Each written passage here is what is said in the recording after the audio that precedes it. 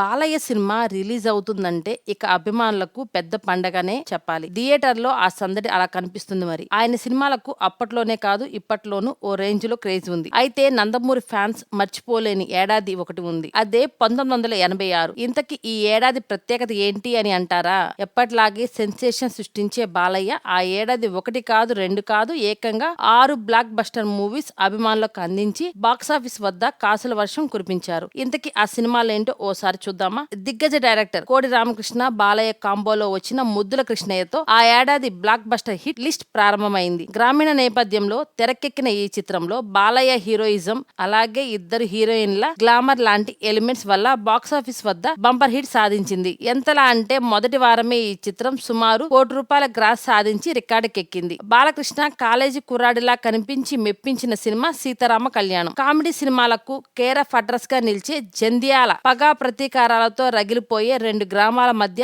చక్కటి ఒక ప్రేమ కథను జోడించి తెరకెక్కించారు. ఈ సినిమా అప్పట్లో టాక్ ఆఫ్ ది టౌన్ గా మారింది. బాలయ్య సరసన రజనీ చక్కగా నటించింది. ముఖ్యంగా ఇందులోని రాళ్లల్లో ఇసుకల్లో అంటూ సాగే పాట సెన్సేషనల్ హిట్ గా నిలిచింది. మరో విశేషం ఏంటంటే ఓవైపు ముద్దుల కృష్ణయ్య థియేటర్లో రన్ అవుతూనే మరోవైపు ఏప్రిల్ 15న ఈ సినిమా విడుదలై ప్రేక్షకులను అలరించింది. దీంతో ఆడియన్స్ ఈ రెండు సినిమాలకు బ్రహ్మరథం పట్టారు. ఇందులోని కళ్యాణ వైభోగమే పాట కూడా మంచి హిట్ అందుకుంది. బాలయ్య సోదరుడు నందమూరి హరికృష్ణ నిర్మించిన చిత్రం అనసూయమ్మ గారి అల్లుడు. ఇందులో అనసూయమ్మగా సీనియర్ నటి శారద నటించగా ఆమె అడుగుజాడల్లో నడిచే కూతురిగా భానుప్రియ కనిపించి మెప్పించింది. ఫన్ అండ్ ఎంటర్టైనింగ్ గా ఉన్న ఈ చిత్రం అదే ఏడాది జులైలో విడుదలై బాక్సాఫీస్ వద్ద కాసుల వర్షం కురిపించింది. అంతేకాకుండా 200 రోజులు ఆడి రికార్డుకెక్కింది. అయితే ఈ మూవీ స్క్రిప్ట్ ను పర్చూరి బ్రదర్స్ కేవలం ఒక్క రోజులో కంప్లీట్ చేయడం విశేషం. హ్యాట్రిక్ విజయాలతో దూసుకెళ్తున్న బాలయ్య వెంటనే దేశోద్ధారకుడు అనే చిత్రంతో ప్రేక్షకుల ముందుకొచ్చారు. ఆగస్టు 7న విడుదలైన ఈ చిత్రం బాలయ్య ఖాతాలో మరో హిట్ పడేలా చేసింది. దీంతో అభిమానుల్లో ఆయన క్రేజ్ అమాంతం పెరిగిపోయింది. ఎంతలా అంటే విజయవాడలో బాలయ్య కోసం